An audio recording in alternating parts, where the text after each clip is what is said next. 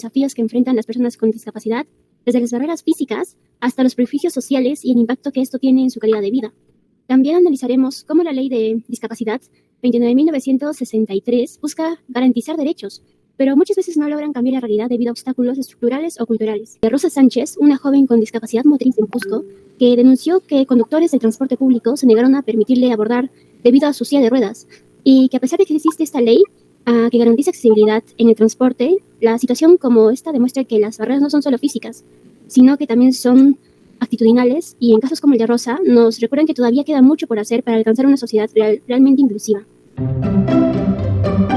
Discapacidad es un concepto muy amplio, que hace referencia a las limitaciones funcionales que una persona puede llegar a experimentar debido a una interacción entre sus condiciones de salud y las barreras del entorno físico. Los conceptos más resaltantes de la discapacidad los he definido en 5, que principalmente tenemos a la deficiencia, tenemos a la limitación de actividad, tenemos a las restricciones en la participación, las barreras y la diversidad funcional. ¿Ya? Principalmente el concepto de deficiencia se refiere a problemas en funciones corporales o en la estructura del cuerpo, como pérdida o alteración de una función fisiológica. Como ejemplo podemos tomar, ¿no?, la pérdida de audición, ceguera, parálisis o algún otro tipo de defecto funcional del cuerpo que realmente se pierda en el transcurso, ¿no? También tenemos la limitación de actividad, que nos hace referencia a las dificultades que una persona puede llegar a tener para realizar tareas o acciones debido a una diálisis o algún otro tipo de defecto funcional del cuerpo que realmente se pierda en el transcurso, ¿no? También tenemos la limitación de actividad, que nos hace referencia a las dificultades que una persona puede llegar a tener para realizar deficiencia.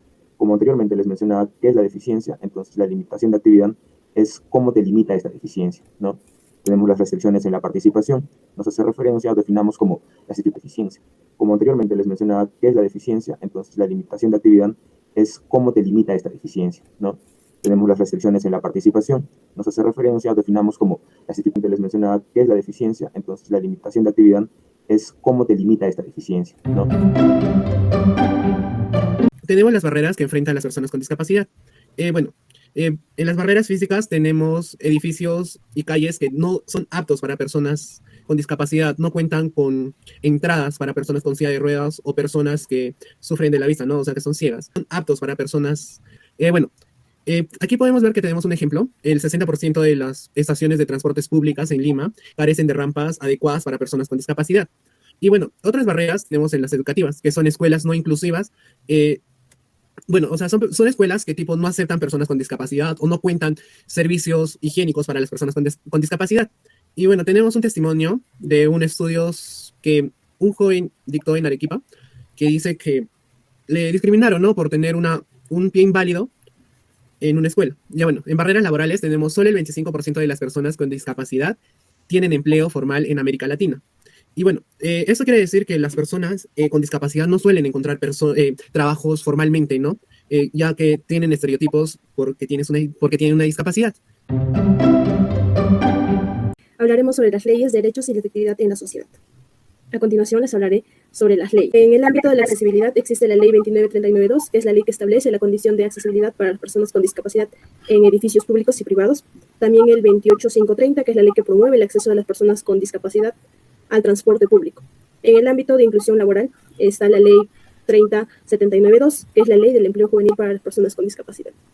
En el ámbito de educación está la ley número 29.83.9, Ley de Educación Inclusiva, el derecho al voto, de la condición de la igualdad y accesibilidad para la participación activa en el proceso de toma de decisiones.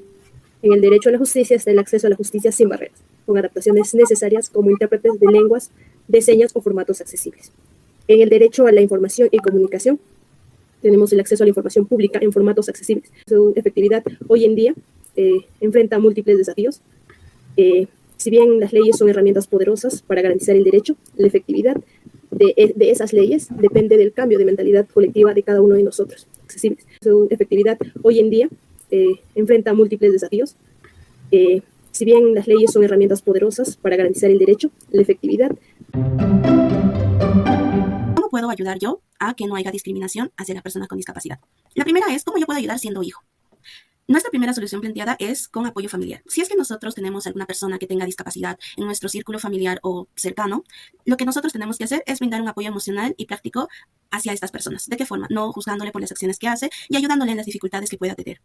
Otra forma que nosotros podemos ayudar es creando conciencia desde casa. Esto, educando a nuestra familia, a nuestros padres, que tal vez pueden tener conceptos un poco más arcaicos de acuerdo a las definiciones, a cómo referirse a las personas con discapacidad. Nosotros, con los conocimientos que estamos adquiriendo, podemos hacerles correcciones o también informarles más sobre los derechos y las leyes que tienen las personas con discapacidad. Ahora, ¿cómo podemos ayudar siendo estudiantes? Primero, sería promoviendo la inclusión desde nuestras aulas. Esto podría ser participando en actividades que fomenten la inclusión.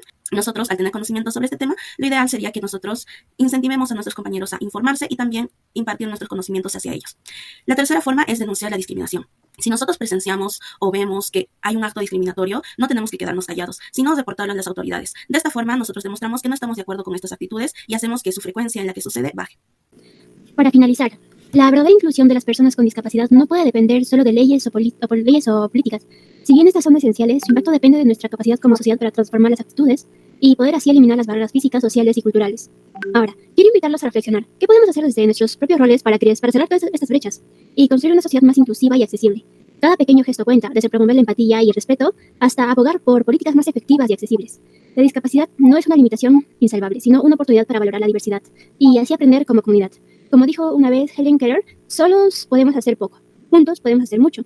Trabajemos juntos por una sociedad donde todos tengamos las mismas oportunidades de desarrollo y participación. Muchas gracias.